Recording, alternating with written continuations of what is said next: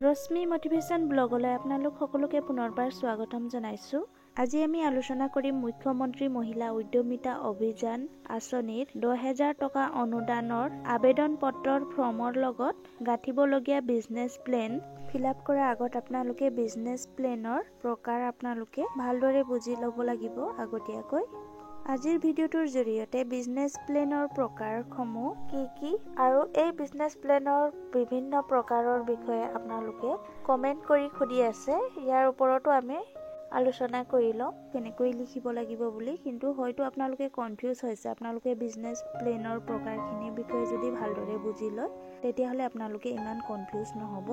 আপোনালোকে ভিডিঅ'টো সম্পূৰ্ণ চোৱাটো চেষ্টা কৰিব, তেতিয়াহে আপোনালোকে এই বিজনেছ প্লেনৰ প্ৰকাৰৰ বিষয়ে আপোনালোকে বুজি পাব।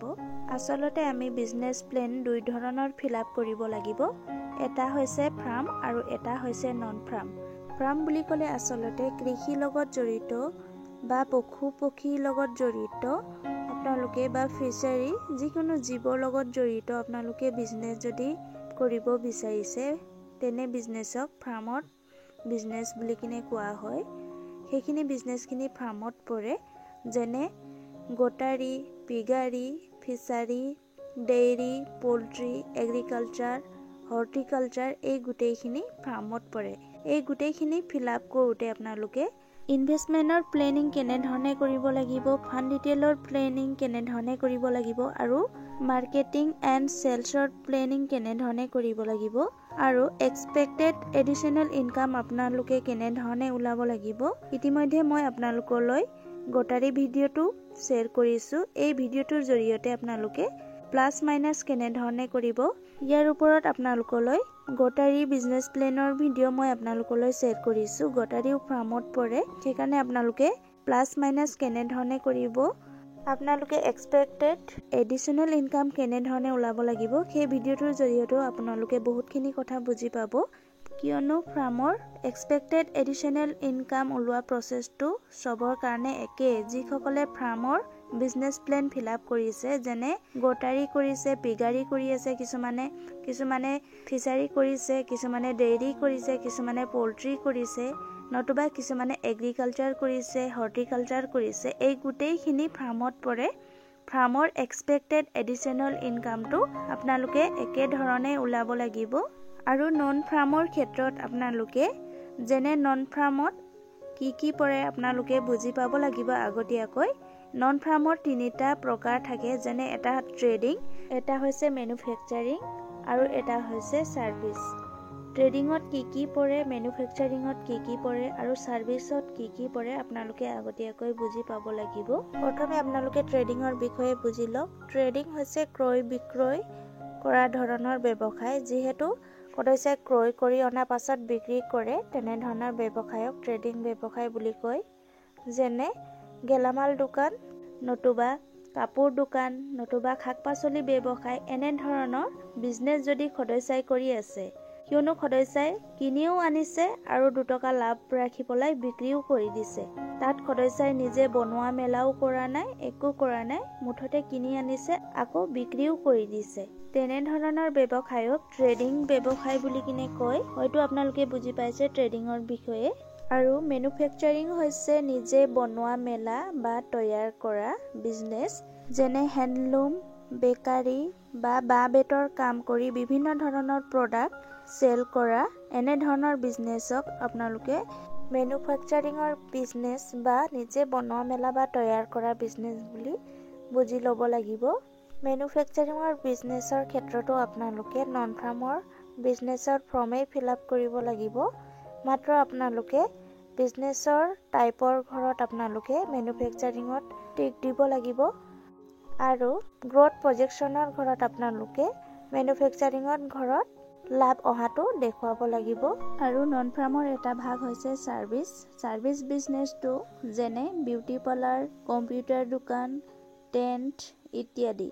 যদি এনেধৰণৰ বিজনেছ যদি সদস্যাই কৰি আছে, তেতিয়াহ'লে সদস্যাগৰাকীয়ে নন ফাৰ্মৰ যিটো ফৰ্ম আছে, ফৰ্মত আপোনালোকে ছাৰ্ভিচৰ ঘৰত টিক দিব লাগিব। নন ফাৰ্মৰ গোটেইখিনি ফৰ্মে আপোনালোকে ট্ৰেডিং, মেনুফেকচাৰিং বা ছাৰ্ভিচ যিকোনো ব্যৱসায় কৰি থাকিলেও কিন্তু নন ফাৰ্মৰ ফৰ্ম এটা ফৰ্মতে আপোনালোকে ফিল আপ কৰিব লাগিব। নন ফাৰ্মৰ ফৰ্মটো ফাৰ্মৰ গতে বেলেগ বেলেগ নাই, অকল এটাহে ফৰ্ম আছে। সেই একেটা ফৰ্মতে আপোনালোকে ফিল আপ কৰিব পাৰিব। মাত্ৰ টাইপ অফ বিজনেছত আপোনালোকে ট্ৰেডিং নে মেনুফেকচাৰিং নে ছাৰ্ভিচ কোনটো বিজনেছ কৰিব বিচাৰিছে সদস্যগৰাকীয়ে তাত আপোনালোকে ট্ৰিক দিব লাগিব। যিকোনো এটা তিনিটাৰ ভিতৰত এটা চিলেকশ্যন কৰিব লাগিব। ইয়াৰ পিছত আপোনালোকে গ্ৰথ প্ৰজেকশ্যনৰ ঘৰত আপোনালোকে ট্ৰেডিঙৰ ইনকাম কৰিছে যদি ট্ৰেডিঙত টিক দিছে যদি ট্ৰেডিঙত ইনকাম অহাটো দেখুৱাব, নতুবা আপোনালোকে গ্ৰথ প্ৰজেকশ্যনত মেনুফেকচাৰিঙত ইনকাম অহা দেখুৱাব যদি মেনুফেকচাৰিঙত টিক দিছে সদস্যগৰাকীয়ে। যদি সদস্যগৰাকীয়ে ছাৰ্ভিচৰ ব্যৱসায় কৰিব তেতিয়াহ'লে সদস্যগৰাকীয়ে টাইপ অফ বিজনেছত ছাৰ্ভিচত টিক দিব লাগিব আৰু কি ব্যৱসায় কৰিব ফৰ্মতে মেনশ্যন কৰি দিব লাগিব আৰু কিমান খটাব গোটেইখিনি ফৰ্মত মেনশ্যন কৰি দিব লাগিব। ইয়াৰ পিছত গ্ৰথ প্ৰজেকশ্যনৰ ঘৰত সদস্যগৰাকীয়ে ছাৰ্ভিচত ইনকাম অহাটো দেখুৱাই দিলেই হ'ব। আৰু আপোনালোকে কমেণ্ট কৰিছে হেণ্ডলুমৰ ফৰ্ম কেনেধৰণে ফিল আপ কৰিব লাগিব। আপোনালোকে মই দিয়া নন ফাৰ্মৰ ভিডিঅ'টো চাই পেলাই আপোনালোকে বুজি পালেই হ'ব। কিন্তু আপোনালোকে হেণ্ডলুমৰ ফৰ্ম ফিল আপ কৰিবলৈ হ'লে নন ফাৰ্মৰে আপোনালোকে ফৰ্মখন ফিল আপ কৰিব লাগিব, কিয়নো হেণ্ডলুম হৈছে আপোনালোকে নিজে বনোৱা মেলা বা তৈয়াৰ কৰা বিজনেছ। আৰু আপোনালোকে কমেণ্ট কৰিছে বুক শ্বপ বিজনেছ প্লেনটো কেনেধৰণে ফিল আপ কৰিব। যদি আপোনালোকে বুক শ্বপ বিজনেছ প্লেনটো ফিল আপ কৰিবলৈ যায় তেতিয়া আপোনালোকে নন ফাৰ্মৰ বিজনেছ প্লেনে ফিল আপ কৰিব লাগিব। বুক শ্বপৰ ক্ষেত্ৰত আপোনালোকে ট্ৰেডিঙৰ ঘৰত ট্ৰিক দিব লাগিব, কিয়নো বুক শ্বপ হৈছে আপোনালোকে ক্ৰয় কৰি অনা আৰু আকৌ বিক্ৰী কৰা বিজনেছ। কিয়নো সদস্যগৰাকীয়ে যদি বুক শ্বপৰ দোকান খুলিছে তেতিয়াহ'লে কিতাপখিনি কিনি অনা পাছত আকৌ বিক্ৰী কৰি দিয়ে, তেনেধৰণৰ বিজনেছ ট্ৰেডিং বিজনেছ বুলি কিনে কোৱা হয়। বিজনেছৰ টাইপত আপোনালোকে ট্ৰেডিঙত টিক দিব লাগিব আৰু গ্ৰথ প্ৰজেকশ্যনৰ ঘৰত আপোনালোকে ট্ৰেডিঙৰ ঘৰতে আপোনালোকে ইনকাম লাভ হোৱাটো আপোনালোকে দেখুৱাব লাগিব। আৰু আপোনালোকে কমেণ্ট কৰিছে নিউ টেইলৰিং বিজনেছটো আৰম্ভ কৰিব বিচাৰিছে যদি সদস্যগৰাকীয়ে কেনেধৰণে লিখিব লাগিব। নিউ টেইলৰিঙৰ ক্ষেত্ৰতো আপোনালোকে নন ফাৰ্মৰে বিজনেছ প্লেনটো ফিল আপ কৰিব লাগিব।